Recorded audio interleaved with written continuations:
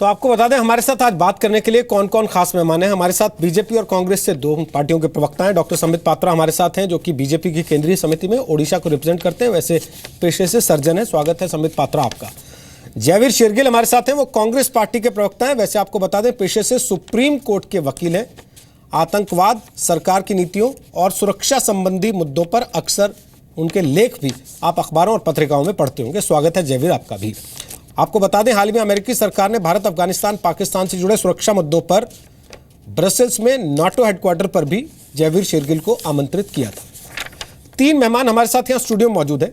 विक्रम सिंह साहब हमारे साथ हैं, पूर्व डीजीपी हैं यूपी के।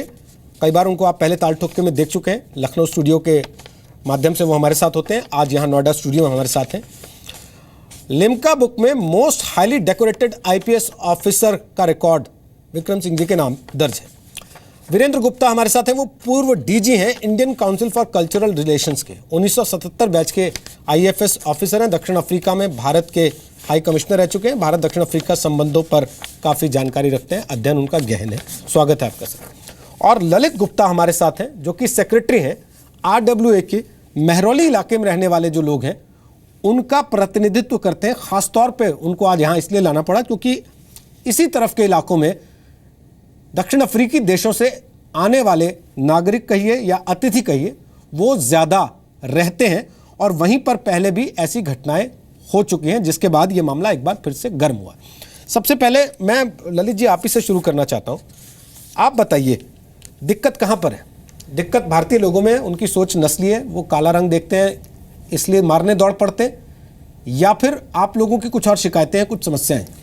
सर, इस पूरे मुद्दे को नॉन पॉलिटिकल ना करते हुए बस इतना बोलना चाहूँगा कि यहाँ पे बहुत तरह तरह के लोग रहते हैं। अफ्रीकी मूल्स के सारे लोग एक जैसे नहीं होते।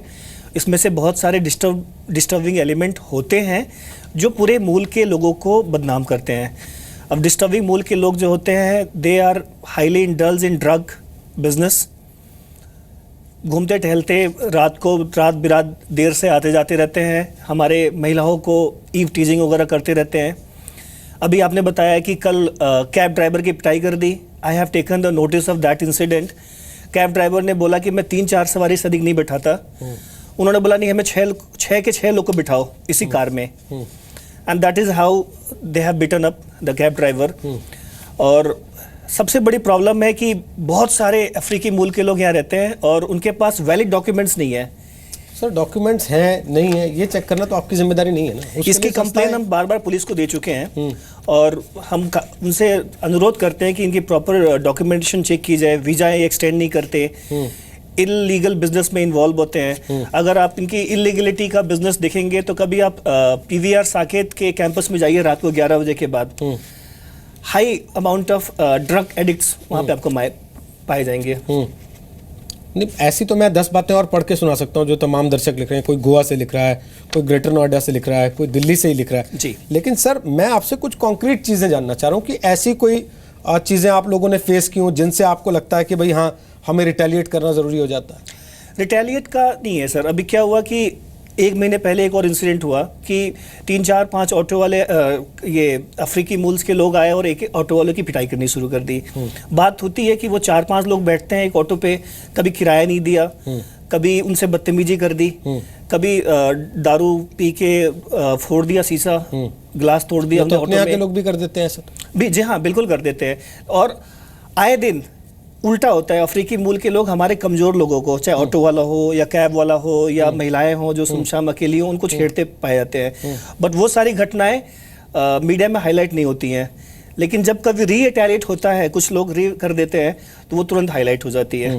विक्रम सिंह जी, क्या आपको लगता है कि इस मामले को देखने के लिए इसमें अफ्रीकी और भारतीय जोड़ना जरूरी है? ये ऐसे नहीं देखा जा सकता क्योंकि जी बहुत ही ज्वलंत प्रश्न को उठाया है। मैं 3 उदाहरण आपके सामने पेश करूंगा। सबसे पहले, किसी सोसाइटी के बाहर लिखा है अविवाहित व्यक्ति और अफ्रीकी मूल के नागरिकों का प्रवेश प्रतिबंधित। सच है, लिखा है मैंने। नंबर 2, चीयर लीडर्स जब अफ्रीका से आती हैं तो उनको कहा जाए कि आप यहाँ क्या कर रही हैं, आप कौन सी चीयर लीडरी कर सकती हैं। तीसरे, हमारे यहाँ वैवाहिक किसी भी मैट्रिमोनियल एड में आप जाएं, आप देखेंगे सुंदर सुशील गोरे रंग की बहू चाहिए। हमारे अंदर ही कुछ एक इस प्रकार की प्राथमिकताएं निहित हैं। इससे पहले कि हम दूसरे के ऊपर उंगली उठाएं, हम देखें कि हमने अतिथि देवो भव, वसुधैव च कुटुंबकम, ये सब चीज क्या हमने केवल एक आदर्श के रूप में स्थापित किया है या उस पर कुछ अनुसरण भी किया है? 1 घंटे में 4 घटनाओं का होना अत्यधिक चिंता का विषय है और पूरे देश में नहीं विश्व में हमारी छवि को बहुत आघात लगा है।